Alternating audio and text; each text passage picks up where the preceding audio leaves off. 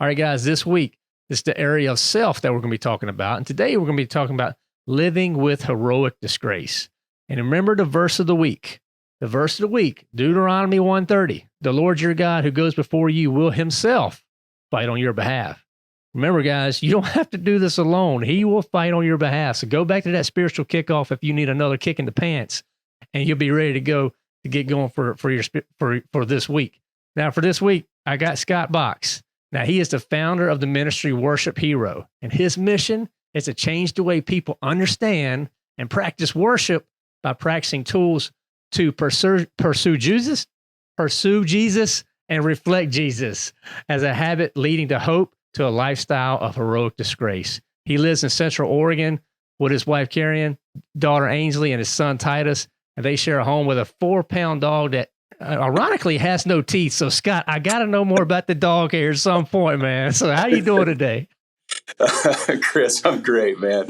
Yeah, that little rat dog, that's my daughter's dog, and my word, that thing is, you know what? Here's what I learned. I learned with little dogs, Chris, you got to brush their teeth or their teeth fall out, man. I swear. Well, we have a little Yorkie at our house, and sometimes I wish his teeth would fall out. That's another story. And my wife probably just rolled her eyes when she's listening to this episode. But man, bro, I am so excited, brother. This is a great conversation. I love your book and excited to talk about it. And you know, maybe just if you want to get us started, you know, what made you decide to open up and share about your mental health journey? Yeah. Well, I didn't know that I wanted to write a story, but I knew, as having been a music pastor in the church for years and years, I thought I had figured some stuff out about worship that I wanted to share with the world. And gosh, Chris, I put some stuff together, and then I sent it off to a publisher, and they were like, "We don't care." and it didn't just stop with that, which was cool. The feedback was, what we do care about, Scott, is your story. So would you tell your story, and then maybe we'd care. And that was an eye opener for me, because I recognized that I had a story to tell, but I didn't know how to do it. And so this has really been the hardest season for me occupationally, in the sense that I've never done anything this difficult in writing my own story. Yeah. It was hard. But I set my mind to do it. I pivoted, and I went for it. And the outcome is my story, Heroic Disgrace. Man, I absolutely love it. And I'm excited to talk more about worship, because it sounds like music is a huge part of your life. And, you know, just offhand, man, just to get it out front, back in the day, I was a big Korn guy. I saw your cousin. I saw him probably 3 times, man. I used to be the guy who had the truck with the camper shell with all the stickers. I had the Korn, the Stain, the Limp Bizkit, all those stickers on the back of my truck. And so yeah, man, I big time. And so when I saw he wrote the intro, that grabbed me too. And I'm sure we'll get to that at some point. But yeah, I just wanted to throw that out there. Yeah, no. Well, you know what? Since we're there, I'd be happy to start with this. Here's what's so amazing about what Brian's intersection with my life is. So I'm 45. I think Brian's 50. Maybe he's 51.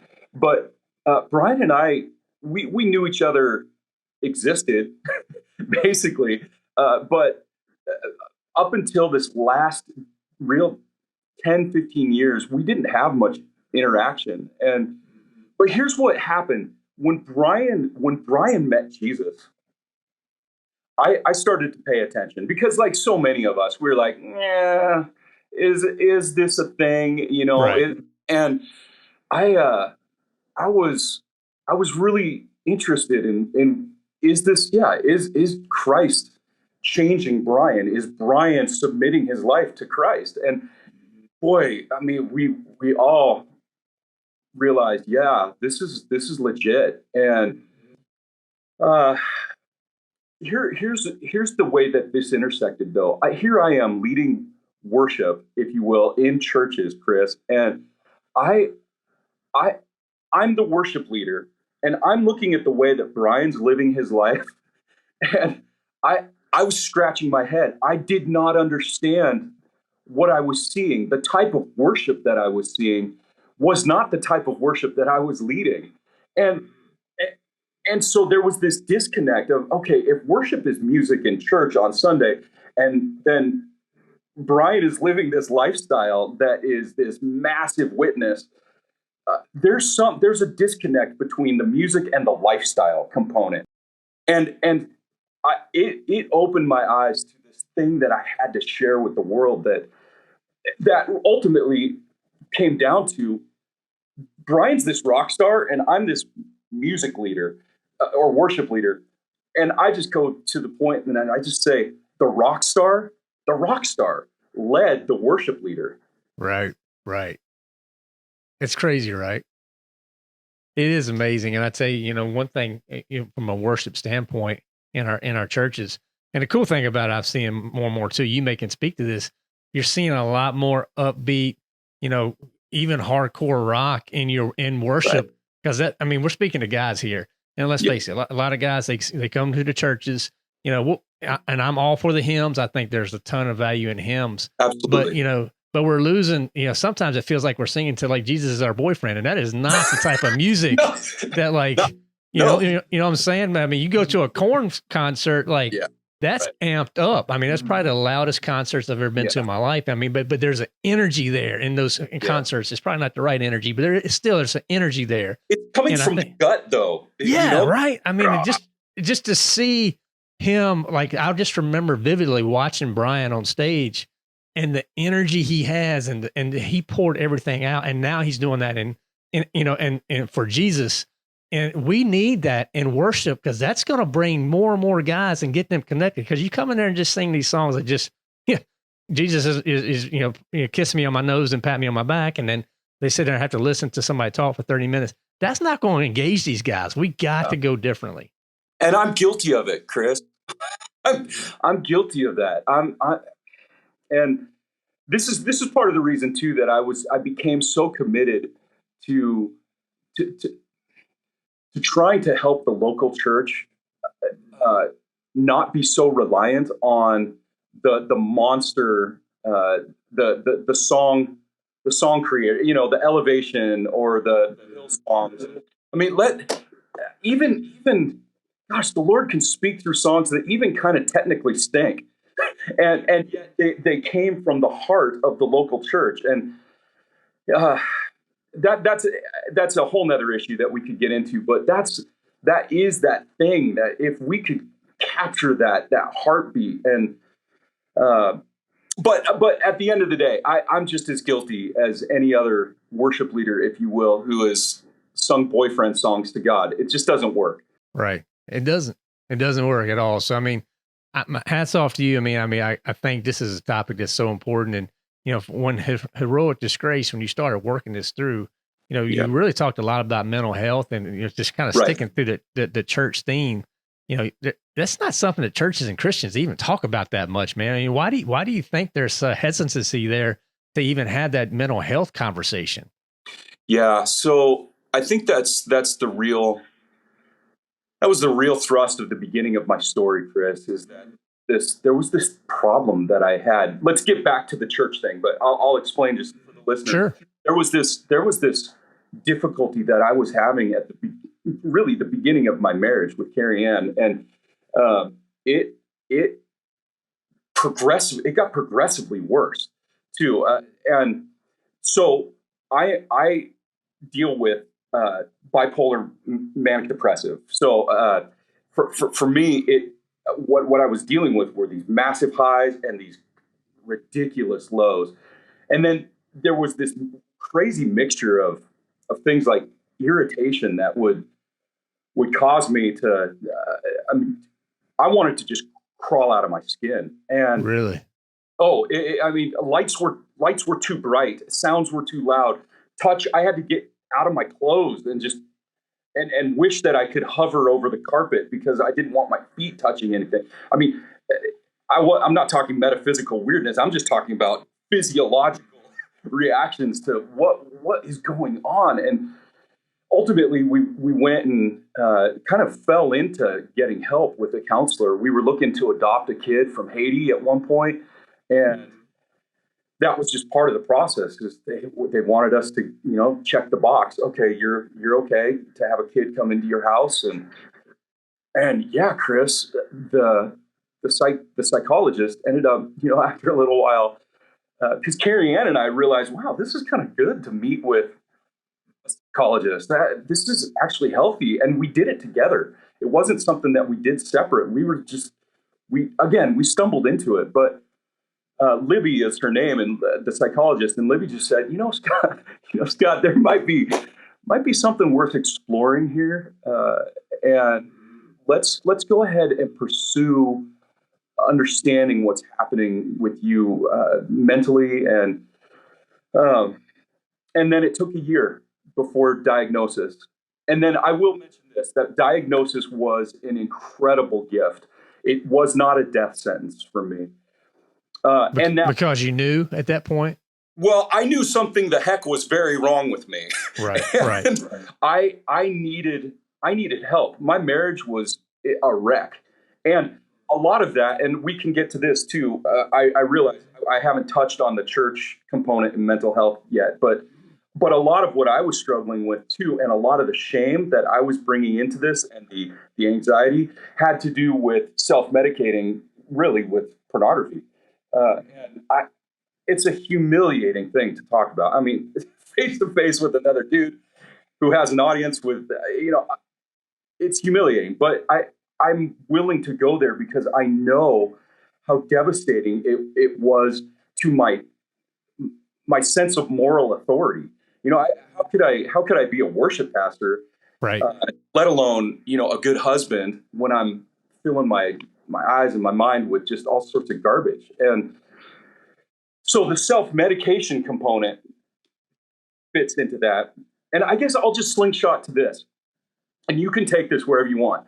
But I think that the next piece to this, Chris, that was so fascinating for me was, on one hand, you've got self-medication. On the other, you've got actual medication. Like in my case, a psychiatric nurse practitioner came along, partnered with the psychologist, and prescribed medication. And I was like, yeah, no, right. that doesn't fit my heroic sense of life. I'm too big a hero. I'm too great a man. I'm too whatever that. And no, eventually my psychologist said, Scott, stop. We know what we're talking about. This will work. Trust us. It's going to take time. But if you trust us, it's going to be like a switch was flipped and you will get better. And so I call that in my story, Chris, I just call it my dedication to medication. It's a dedication to medication. And I convinced myself, I know what life is like on that side, the non-medication side and the self-medication side. I want life on this side. And I'm still Scott Box. I promise you, I'm still the dude. Right. So anyway, there you go. I feel like that maybe gives some context to your audience. I think it's great context, and I'm so glad you went there. And just to kind of, when I hear that, I go straight to, in my mind, I went to the lust of the flesh, the lust of the eyes, and the pride of life. So, I mean, that's the three things that Satan's going to throw at us, right? Yeah. The pride of life is holding you back from saying that, I don't need that medication. I got this, and my man, pump your chest, just lean in. I just gotta just pull my boots a little tighter, bootstrap it, and go. That's how guys think, and that's where we get in freaking trouble, guys. I mean, come on, let's face it. So dangerous. Yeah. So it's dangerous, man. But like the lust of the eyes and the lust of the flesh, those are tools that Satan uses. And man, real. Scott, I mean, I was on a call recently with a guy in the Lion's Den. I'm trying to help him, and he went straight to, I mean, he's struggling with pornography, and this was something he read off some stats to me that blew my mind, and the stats were around actual pastors. And the pastors, I mean, it's a bigger problem than it's like it's the problem that nobody talks about. We don't want to talk about it. No, it's shameful. Right. And it's embarrassing as heck. I mean, Yeah, because we want to portray self-discipline and control. So I'm with you. Yeah, keep going. I didn't mean to cut you Well, off. no, So, what I was just going to say is, look, he went to his church, right? And so he's not a pastor. He's just a dude. He's out okay. here working it. But Yeah. he went to his church for support on, hey, I'm struggling with sex addiction, pornography. These things are pulling at me in my life. Yeah. Like, can you help me? And he got no help, Scott. I mean, there was none. And so now he's trying to figure out things. He's meeting with therapists and things like that. But I'm like, brother, first of all, you're in a spiritual battle. And Right. you need to recognize who you're battling here. And I agree, therapy is great. And there's actual medication that can help you. But brother, the church has got to step up here, Scott. Yeah, boy, you're right. And here's one of the things. Okay, let's take this from two angles. I think that I want to attack this just kind of, at least at this point, finalize my thought on the pornography side of things, and simply say that here's the way that it manifested in my life. That it when I again, boy, isn't this weird? I still feel a sense of shame and humility just talking about it. But when I felt sexually slighted by my wife, I felt justified in going, screw it. Fine. Yeah. In order to, whatever it was going on in my head, I was just like, fine. You're too tired tonight. That type. Right. Okay. Well, there's other ways. Right. And so that, to me, that's an ugly part of me. I hate that part of me. And that was something, especially as a young man, that I did not give to Jesus. I did not submit that part of my life to Christ, to control. I held that tight because, and here's the crazy thing for me, and I think most guys, unless our consciences have been seared, we do feel guilty for it. We the next day stinks, and the next week stinks, and the next, whatever. It's so yeah. I mean, we have this sense of control, and yes, I'll hold this as my own, and then it eats us up. Mm-hmm. I don't have control, and that's that give and take of it. But that's where it came for me, Chris. And that's how and ultimately what that did for me, just to put an exclamation point on it, is it took me out from a moral authority standpoint. I've said that before, but I truly, this is what has destroyed so many men's, especially men in the church, because we keep it so secret. We don't even joke about it. The marketplace jokes about it. They'll just, they'll just joke about it. Which is almost better than keeping it secret. Right. So, because of what it does to the soul, and now I'm not saying it is better. There's just that sense of, at least it's not secret, and it's destructive in the way that the devil can get in and just destroy our moral authority. So what have men done? We've opted out of the church. We've opted out of leadership. We've just been like, son, don't do that, because it might. We have no good rationale as to why to tell our sons not to do it. It's right. So I see where this has gone in my life, and I really do want to call us all us men, into this heroic journey, this adventure, and I call it a heroic disgrace, because it is disgraceful in so many ways. But here's what's so cool, is at the end of the day, Jesus flips that disgrace upside down. And we'll talk more about that. He absolutely does. And I mean, and this is another reason, guys, why I'm so big. Every week I talk about, Scott, I call it our Lion's Den. That's our group of men that we're building our community, because, guys, we need community, but we also need to be real with each other. And if we're struggling with something, just suppressing it and hoping it goes away, that's not the answer. Like, you got to bring it to your brothers. But then again, iron sharpens iron. And you can only do that if you're sharp enough to sharpen someone else. Like, so, I mean, that's it, because, iron doesn't sharpen aluminum. That's not the way it works. I mean, it has to be, you have to be iron and be able to handle and be able to be vulnerable enough to have these conversations and transparent enough. And then also be real enough with your brothers when you hear this to help them through it. And a lot of this is just prayer. I mean, a lot of this really comes down to scripture and prayer and getting your life right and how you view women.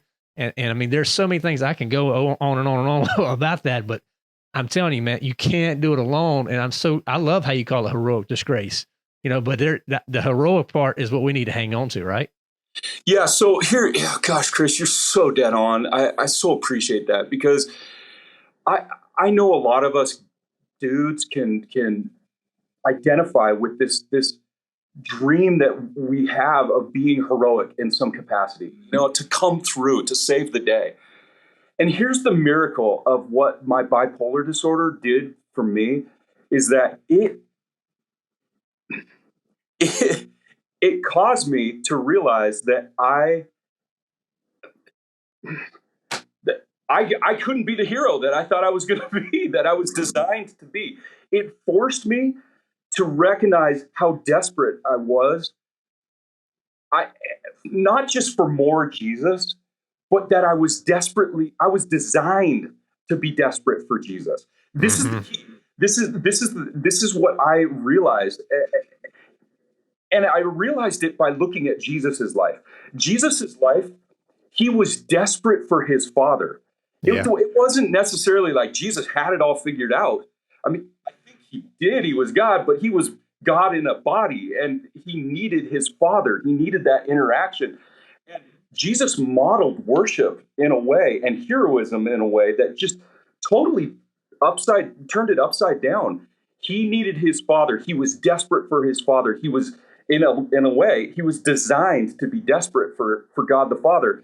In the same way, our medication, if you will, in this regard, is that we were desperate. We were designed to be desperate for Christ. And I think we don't think of heroism that way. We think that it's on us to do it. We're self-made, self-reliant dudes.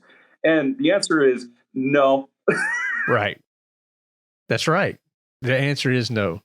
I tell you what, Scott, we're going to take a quick break, because I want to come back and I want to talk about something that's in your book that I think, guys, it hits us at the core of why we are holding back on that heroic disgrace. So we'll take a break. We'll be right back. All right, guys, are you looking for something fun to do for a date night? I got it for you, and you're going to thank me forever. It's called the Sexploration List. It's going to open up a fun conversation to come together on the topic of sex. So to get your copy of the Sexploration List, we partnered with Uncovering Intimacy, and they have many more resources that are going to help you and your spouse come together, have a great conversation, and grow your sex life together. And we know at the Lion Within us, to be a lion, to be the leader, you need a strong marriage. And that part of that strong marriage is a strong sex life. So guys, go to thelionwithin.us/sex, use the coupon code LION at checkout, and you'll get 10% off your order store-wide. So that's thelionwithin.us/sex, coupon code LION. All right, guys, we're back. So Scott Box is here with us. We're walking through his book, Heroic Disgrace. He's given us a lot of things to think about right now so far. But Scott, I want to go to one thing that I see guys struggling with. And when I saw this in your book, it just really jumped out. And it has to do with fear, my man. And I read January 3rd, 1999, about that cab ride. And I could just feel it. I could feel where you were. And there was a quote. And I'm gonna pull it out right here for you listeners. Again, go check the links in the show notes. Get you a copy of this book right now. But it says, I am married to a woman who exceeds my dreams. Can I come through for her? Can I be the man I expect myself to be? Can I be the man she expects me to be? And bro, I remember saying that to myself too. Well, when we got married, we were on our flight to our honeymoon, and I was thinking a lot of these same thoughts. And I'm sure a lot of guys were. It's like, yeah, fear cripples, right? So I just want to give you an open platform, man. Just go wherever the Spirit leads you here. wow. So it's not all connected with sex either, is it? It's No. like there's some real you're in big boy pants now type of thing. It's not just like, oh, will I, it's not all just connected with that. Right. It's it's very much connected with real world. It all depends on. It doesn't all depend. There is a connection to in my case, I stood up in front of hundreds of people. We had a big wedding, and I just made this giant commitment in front of people. This is the biggest thing that I've done, and dear God, what did I just do? Kind of thing. And yeah. Well, and here was the other thing is we left the country. So here we are in Cabo, Mexico. And, I was young. I hadn't seen, in this case, there's guys, at the airport holding their guns. And that wasn't something in the U.S. that we're used to seeing. I mean, you'll see cops with their pistols on, and, every now and then you'll see a bigger gun. But not just people on every corner or military. Anyway, that just threw me, and we hop in this cab ride. If you've ever been to Cabo, you have to kind of walk this gauntlet of salespeople as you're getting out to just out. And I mean, the senses are bombarded with new smells, new everything, and I just kind of deer in the headlights. We get in this cab, and when you leave Cabo, and it might still be this way, I don't know, but you kind of have to go out of town, and then it gets dark. You leave the lights, and then you're just on your way out to where all the resorts are and everything. And we just got this thing as a gift from a family member, and so I didn't know. We get out, and I'm thinking, this guy's going to kill us. He's taking us out to his buddies. He's going to hurt my wife, and I'm looking for stuff to stab the guy with. I don't know what. And I mean, it was as close to a panic attack as I had ever experienced, and until I did experience a panic attack later on. But Cabo was the launching point that then led me into this. And it's probably very much connected to some of my mental illness stuff, the bipolar stuff. But I had another experience that was much more public and was much more humiliating, ultimately, from a fear, chaos standpoint in the head that then really crushed my identity. That's the frustrating thing, beyond frustrating thing, Chris, with fear, is how, again, it kind of like the pornography stuff messes with your more moral authority. Fear really does mess with your identity because you can't come through. You're crippled by fear. Anyway, lead me on. I don't want to take us too long on that, but that is a giant issue. Well, I'm curious now. If you don't mind sharing, you opened up about the panic attack, and you also opened up about, there was another big event. Is there anything you'd like to share there? Because I'm always curious. I talk about anxiety a lot of times. I deal with anxiety. I have panic attacks. Yeah. That's hit me in the past. And for me, it's seasons, man. It's really Right. weird. So I'm curious. Just share, because this may be something that resonates with guys out here. Like, what does a panic attack actually look like for you? And then just there may be some value there. Yeah. So for me in all of this. Okay, so I'll get to that story. Okay. With all of this, for me, there's this sense of that I've struggled with for years. All of us dudes will get locked into the grind, the just day in and day out. And I know that my fear, to some degree, was really connected to this question of, God, there's got to be more to life than this. If there's not more to life than this, then that triggered fear for me in a way that, anyhow, I don't know if that'll connect with somebody, but but when I was driving home from selling insurance one day, and I'm just stuck in traffic on Interstate 5 that runs north south along the West Coast, I, I'm just like, there's got to be more to life than this. And that sense of claustrophobia that just comes in, that is a thing. And I don't know exactly how it all works psychologically, but I know it's a thing. And there was this moment when I was working at George Fox University. I had a cool job too. I had the opportunity to work with students in the alumni office of all things.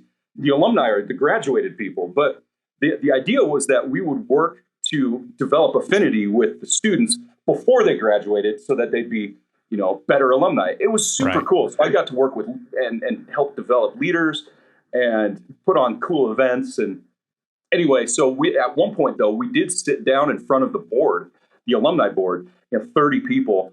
And I was given the opportunity to introduce a couple students, a boy and a girl. And I could feel that claustrophobia. Yeah. I felt it as the meeting was going on, the irritation stuff. I still remember the stupid smell of the poppy seed salad dressing that was on the table in front of my face. And the sweat, and I stand up. I couldn't remember their names. I'd worked with these kids all year, and so deer in the headlights, I looked at these kids and I'm like, I don't even know if I said, you got to take it yourself. I just kind of sat down. They were like, yeah, sweet. Okay, cool. For me, it was humiliating. I remember looking across the table at a friend of mine, and he whispered, "Are you okay?" And anyhow, I left that meeting, and I thought my boss, I crumbled. I crumbled in front of my boss. She was one of the best employers I've ever had, and best. And she came in. I'm laying on the floor in the student union building. I've graduated. I'm an alumni. I'm working there. My boss comes in. She looks at me and she goes, "It's okay. Go home and rest." She didn't know what really had happened, but I remember going home, Chris, that afternoon, and I didn't feel like I deserved my wife. I didn't feel like I deserved anything good in my life. The devil had gotten into my head and wrecked my identity because of the chaos that the fear had caused and the panic attack. And I want to say this before we move on. The identity component to this was so big. I dealt with this for years, like you say, seasonally, it would happen, and especially in the spring, like right after the time change, for some reason, my things would I'd get this little hiccup in life, and I would have these panic attacks, and I would just blank. I would just derail, and I would try to keep going rather than just stop and go, "Hey, could you repeat your question?" Or, and just take a deep breath. These things got to me so bad. And this has been part of the fear that I've had, even in interacting with you, and other interviews that I've had. Once I put myself out there with this book, is like, dear God, what if? And I had an experience just a couple weeks ago on a national broadcast with a very famous person where I had that moment, and then I've been given the tools. I was able to stop, ask the question, tell what happened. Okay, I derailed. And then anyway, just some of these tools have been able to work through it. That's great. Because the what ifs and the self-doubt, all that stuff is what we deal with, right? For me, that's the same way, man. When you go through it, I've got to the point where I didn't even want my wife to know. I felt this as almost embarrassment, right? There was like, I don't want her to know, because then I'll feel she may think I'm weaker. I'm not the man that she needs me to be. We got daughters in the house. Like, what would they think if they knew their dad was struggling, with anxiety? So like, you suppress it, but then like, I'm with you. I've learned tools over the years, and now I openly, I'll just tell her, I'll just wake her up, hey, I'm dealing with something right now. Do you mind if can we pray together? And then and then whatever it is, and she's there. And I don't hide it anymore, right? And I think that's the message I'm hearing from you too. You got to lean into this, accept it, and then find the tools to work through it. Chris, yeah, let me ask you real quick, just because I know sharing both of our experiences is helpful. What happens to you physiologically? Like what's happening in your body, or Yep. how does that work for you? For me, I'm with you. Like sometimes the sweat, sometimes I actually start sweating. A lot of times it's this fight or flight, right? It kicks in like, right. I got to get up out the bed right now. And I don't know, like literally, bro, my wife has woke up in the middle of the night and like, I'm walking up the street. Like I'm just chilling. I mean, but for me, me, it was just like, I got to get out of the house. I don't know why, but I got to get out and just walk up the street. So, but that's usually it. It's something, not a heart attack type feeling, but your heart races. It impacts me. But I also remind myself in those moments, and the closer I've got to God, and the more, and here's the thing, guys, the closer you align to God, the harder these attacks are going to be when they do happen, because Satan is pissed off. He doesn't like the fact that we're sitting here talking about it. Right. So, I mean, I can expect maybe tonight he's going to attack me, but who knows? We're ready for that. But it's just, that's the things that impacted me. And then I have to just really work through, I have a Christian counselor that's helped me guide through with some mental tools to try to work through it. But at the end of the day, it comes down to you got to have the Holy Spirit. You got to have that scripture ready. Yeah. You got to be ready to fight. I mean, we have the armor of God, right? And I can tell you one thing, when I get to heaven, I don't want my armor to look shiny and new. I want it to look like I've been through a freaking battle. You know what I'm saying? And it's going to. Yeah. That's so good. I totally, the fight or flight, I actually have a subsection in my book called Fight or Flight. And I've come to realize too, that there's actually a third option. Yep. And it's the fetal position, man. Right. Like you just like stick your thumb in and start sucking. I give up. Right. I mean, there's obviously that's, but there's that like, okay, let's fight, let's go. Or there is just bail out. But there is that sense of just, I'm giving up. And that's rough. I gotcha. Here's one thing I wanted to throw this out, because when I think of a lifestyle of heroic disgrace, what I'm talking about is really taking my pain. How do I want to say this? My pain became my moment of purpose, if you will. So bipolar disorder has given me really the permission to go out and share my story without shame, without guilt. I've actually harnessed my pain as my purpose. And okay, here's I'll throw this out. So I was at the gym 2 days ago, and I ran into a friend who's dealing with liver failure, and he's got me. Oh man, it's really hard to look at him, because his eyes are like bright yellow. It's just disconcerting. It's right. And yet here's a stud. He loves God, but he is fighting for his life. Yeah. And he and I are talking, and there were some circumstances in it where he was just like, he was kind of passive. And I want to be sensitive to how I'm sharing this, but ultimately the way that conversation went down, which was so powerful, was that he had gone passive in his pain, in his weakness. And what I've been able to experience in my story, and no, I'm not dying of liver failure, but I recognize that all of us are dying in some capacity, and we will. So doggone it, let's take our pain, harness it for a purpose, a kingdom purpose, and tell that stinking story, because that must become our witness. If we don't do that, we've failed.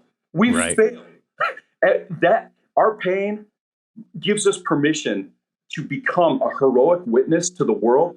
And I got to look at my friend and be like, this is your time. This is your time. This is your moment. And so this is why we can talk about things like porn. We can talk about things like fear, liver failure, bipolar disorder, and go, this is our time. Right, right. Well, Scott, there's 2 words that come to mind. Let's take a break, and then I will come back, and I'm going to share them 2 words. I want the guys to hear these 2 words that I think you know where I'm going with this. We'll be right back, guys. Satan will do everything possible to destroy you. Are you prepared? Start training today with the Leadership for Christian Men Bible Study. The focus of this Bible study will be to help you and your lion's den grow in the areas of health, mind and body, wealth, career and finances, and self, husbands and dads. We know it can be intimidating being a Christian leader. This study will help you identify areas to work on and grow the relationships around you that will make an impact for the kingdom. If you still feel uncertain, remember, God does not call the qualified. He qualifies the called. See our site, thelionwithin.us, for details. All right, guys, we're back here with Scott. And I tell you what, I left you hanging. I know you guys were, okay, Chris, what are the 2 words? What are the 2 words? So, Scott, 2 words in your book, and I know you know where I'm going. Takes everything. So speak to that, my friend. Boy. Yeah. So there's something in my journey that the world creates rules for us that, for some reason we just accept. we just like, yeah, cool. We'll play by those rules. We don't have to. We can change the rules. And I mean, Christ changed the rules, and that's kind of where I feel like as it pertains to taking everything, we must give everything. I need to choose a lifestyle that will address my mind, the brokenness of my mind, my body, my spirit, and that takes everything to change that lifestyle. I I don't know any other way to say it other than I was at a moment. It can become too late to change, Chris. This is a universal principle. It can become too late, and if we don't give everything, then then it can't. I was 300 pounds, and I got in the car that afternoon that you're referring to in my story, Yes. where I had vocal cord surgery, and I had a therapist, my speech therapist of all things. Talk about humbling. I had to go to speech therapy, and she's like, "Bring your running shoes," and I'm like, "Huh?" But we're running. I'm running these hills in Portland, Oregon, realizing that I have to get my body in shape in order to fix my vocal cords. And I got in the car this one day after she and I had this banter back and forth, and I'm just like, she hates my guts because I was just being a turd face. And right. And she wrote on this little sticky note, takes everything. And she's not even a Christian. She wasn't a believer, as far as I know, but she was a beast. And she hit me with truth between the eyes. And then she kicked my butt running hills. And this lady became a really good friend. And taught me, the Holy Spirit spoke through this woman to remind me what it took to be a heroic witness for the world was going to take everything that I have. And am I perfect? No. Am I successful? Yes. Because I'm consistent. I've consistently worked to give everything to Christ and let him peel open and dive into the depths of Right. what's next, because he always reveals something new. And that's awesome. That is awesome. That is awesome. So she tells you to show up with your shoes. It's going to take everything. You're 300 pounds at the time.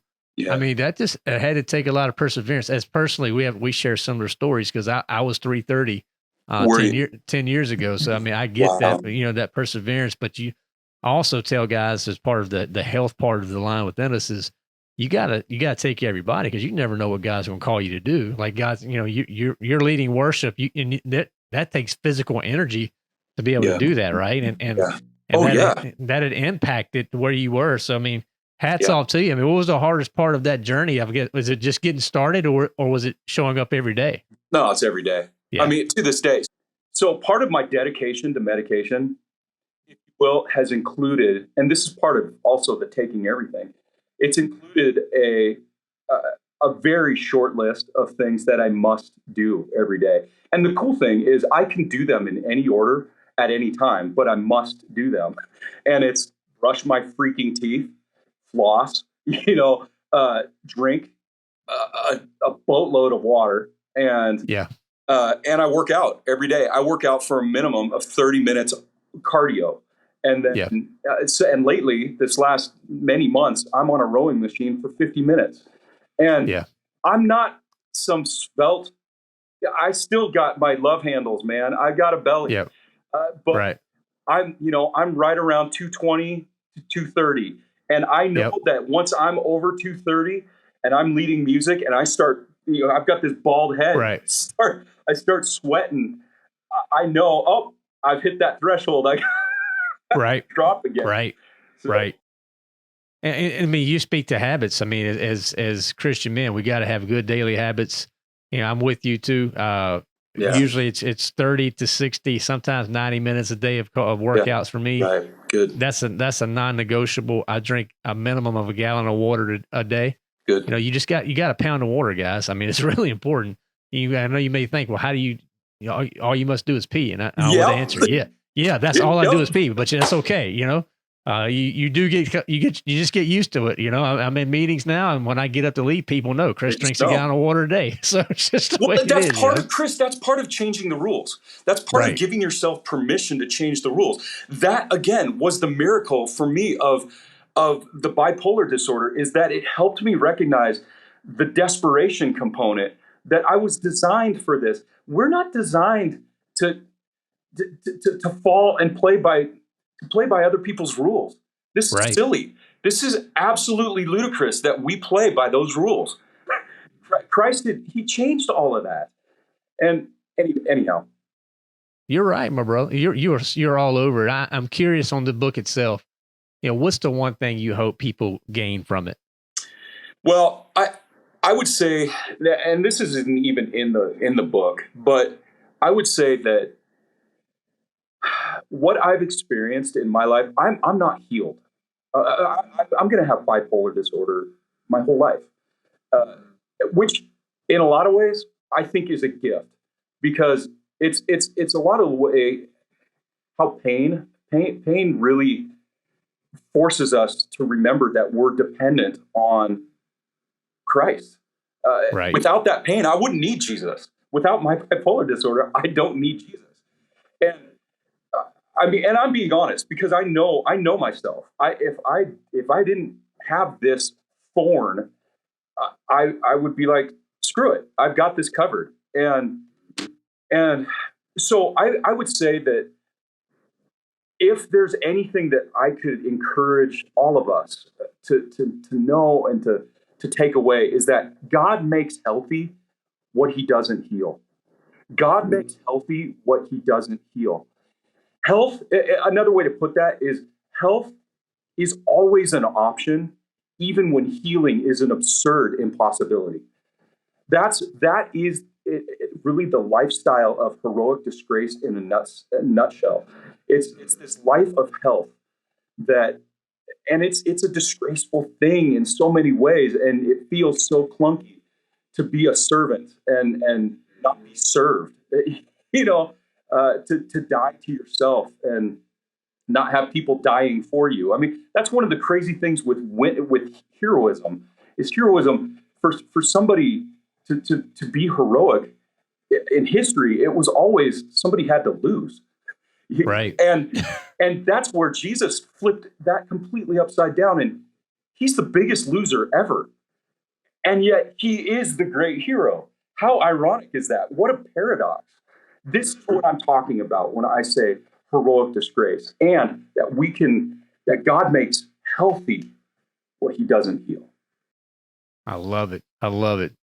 Well, Sky, I got one more question for you. I like to always try to, on a little something fun. What's something for you, a fun fact that people may not know about Scott Box, man? Oh man, something about belly button lint or something like that. Maybe not like that. Oh, it could just be anything fun, man. Maybe something experience or just something quirky about you. M&Ms in the middle of the night on top of stuff. I don't know what's just something fun. Golly, I wish you prepped me for this, Chris. I should have. Oh man, I can't stick my hand under my armpit anymore and do that. That's shoot. I don't know. So you want me to not take this serious for a moment? Let's see. Yeah, just. I mean, we've been hammering down serious topics for almost an hour, so let's end on a little something light. Man. Wow. Well, shoot, dude. I don't know. You got to. What's yours? What's your quirky thing? Yours isn't M&Ms in the middle of the night, is it? Well, I'll do. Well, not anymore because M&Ms they went all political. So now I had to. That's true, isn't it? I had to find a new candy now, man. So I mean, I guess for me, my thing is like I got this stupid little game, Toon Blast, and I'm at a ridiculous level on it, like level 6,000 or something. Yeah. It's crazy. So it's like that's as a 40-year-old man that had to like play a video game, like it's really embarrassing, but at the same time, I'm really good at it. So anyway, no, that's good. So I'll hop on that bandwagon and say video gaming has been something that I have enjoyed. This season, I have taken it off. So I accidentally pulled my Xbox off of my son's dresser. He was borrowing it and dropped it, blew up the graphics card, something like that. And so I've been hesitant to just go get myself a new Xbox. But no, you know what? Okay, so this is, I don't even know where this will go, but I took a girl on a date in college once, and up to this hillside, and it was all about making out back then. So it was just a thing. And there were a bunch of houses that were being built, and this I borrowed this girl's roommate's Jeep, and I got the Jeep stuck in the mud before the date, and I had to go around knocking on doors of whatever houses were built and ask some dude to help me pull the truck out, or the Jeep out of the mud. And it was so embarrassing. The dude, and all he did was flip it into 4-wheel drive, and he got it out. I'm like, oh, that's how you do it. Okay. And sure enough, what was that? My friend just asked me the other day. He was like, so did you go back? And I'm like, sure. I went right back to the same place. And so this guy had been like tooling the neighborhood. He was been like, oh, that kid's back. So that's awesome. I did get a kiss. Awesome. I did get a kiss. So hey, that's what matters, right? So there you go. That's my M&Ms in the middle of the night story. And dear Lord, I'm sorry, that was pathetic. It's all good, man. It was great. It was great. So Scott, we're going to sync up everything in the show notes. But if you just want to tell our listeners, like where can they go get a copy of your book, connect with you, things like that? You bet. Hey, Chris, thanks for having me. First off, it's been great to talk with you. And absolutely. Yeah. You can find me primarily on Facebook, Worship Hero. Just search for that. YouTube, I am on Heroic Disgrace and Worship Hero. You can find me. And then, social media stuff, Instagram and Twitter. If you want the book, heroicdisgrace.com. Okay. And we'll make sure we'll sync all that up in the show notes for you listeners out there. Go check it out. Get the book. It's phenomenal. Definitely highly recommend it. It's got to be in your library, guys. So, Scott, it's been a pleasure, been a blessing. Thank you so much for everything you shared today on The Line Within Us, brother. You bet. Thank you, Chris. At The Line Within Us, we discuss wealth a lot. And our sponsor at Investing for Beginners provides great resources for those wanting to take their knowledge of investing to the next level. Their monthly research e-letter is the best way to learn about the market and apply insight to begin growing your wealth. The newsletter tracks the founder's journey of managing a portfolio and shares how the decisions are made. For the beginning investor, this could be a great way to learn how to get started with investing from a company that is putting their money where their mouth is. I've been subscribing to their e-letter for quite some time, and it's something I look forward to every month, and I've learned a ton. They are a conservative group with an emphasis on a margin of safety.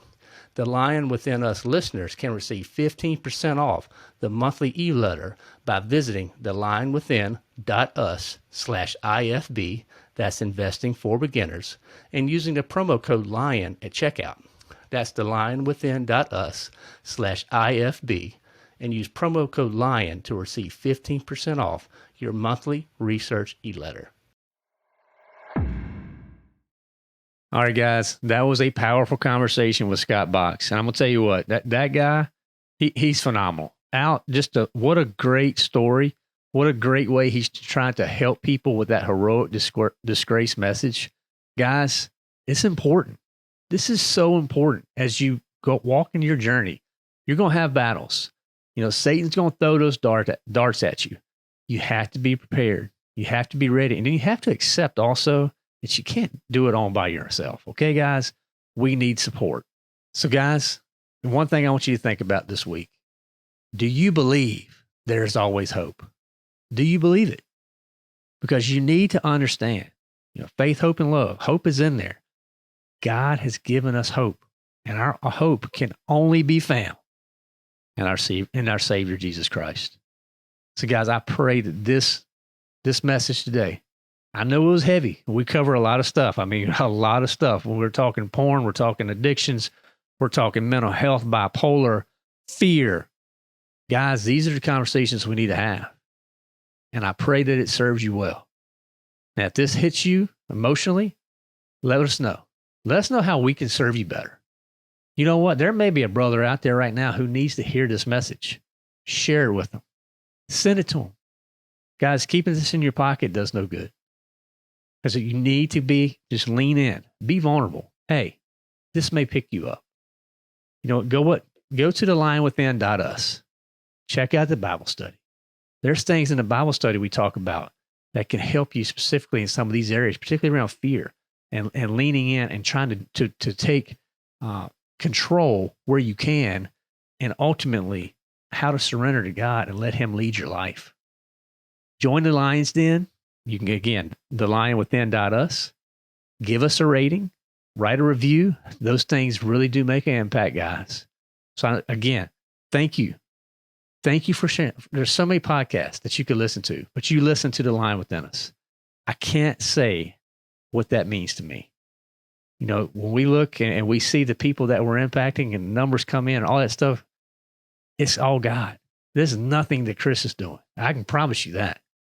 First of all, I'm not smart enough, but God, He's got this. There is something special about the Lion Within Us, and God is blessing it. And I thank each and every one of you for taking the time. Now, go out, unleash the lion within.